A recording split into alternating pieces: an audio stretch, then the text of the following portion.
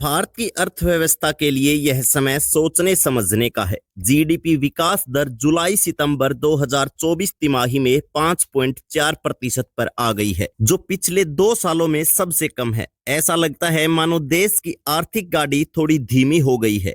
आखिर इस गिरावट की वजहें क्या हैं और इसका हमारे जीवन पर क्या असर होगा, चलिए इसे विस्तार से समझते हैं। लेकिन उससे पहले अगर आप हमारे चैनल पर नए हैं तो प्लीज हमारे चैनल को सब्सक्राइब करें, क्योंकि यह आपके लिए 1 सेकंड का काम है, लेकिन इससे हमारी बहुत बड़ी मदद होती है। दरअसल जीडीपी के ये आंकड़े बताते हैं कि भारत की अर्थव्यवस्था उस रफ्तार से नहीं दौड़ रही जिसकी हमें उम्मीद थी। जब अर्थव्यवस्था पर बादल छा जाते हैं तो हर किसी को अपने हिस्से की धूप का इंतजार रहता है, लेकिन यहाँ सवाल यह है कि ये बादल कहाँ से आए। तो इसका पहला और सबसे महत्वपूर्ण कारण है अंतर्राष्ट्रीय दबाव। दुनिया भर में आर्थिक हालात खराब हो रहे हैं। रूस यूक्रेन युद्ध ने पहले से बिगड़े वैश्विक व्यापार को और कमजोर कर दिया। कच्चे तेल की कीमतें आसमान छू रही हैं, जिससे हमारा आयात महंगा हो गया है। साथ ही अमेरिका और यूरोप में ब्याज दरें बढ़ने से विदेशी निवेशक भी अपने पैसे वापस खींच रहे हैं। दूसरा कारण है घरेलू चुनौतियां। घर की मुसीबतें भी कम नहीं है। मैन्युफैक्चरिंग सेक्टर, जो कि किसी भी देश की रीढ़ की हड्डी होता है, इस तिमाही में कमजोर प्रदर्शन कर रहा है। निर्माण क्षेत्र, जिसे अर्थव्यवस्था का इंजन कहा जाता है, वह भी धीमा पड़ गया है। ऊपर से उपभोक्ता खर्च में कमी ने स्थिति को और गंभीर बना दिया है।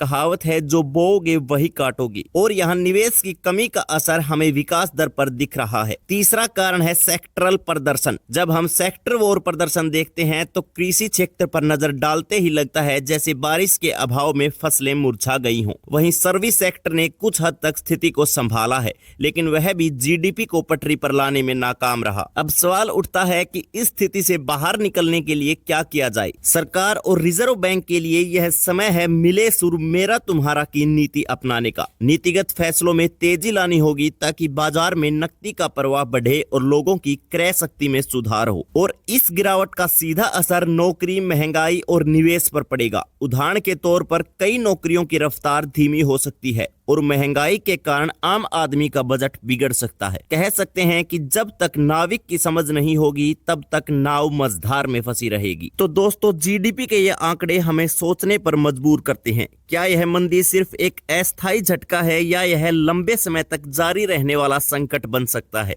आपकी राय क्या है, हमें कमेंट बॉक्स में जरूर बताएं।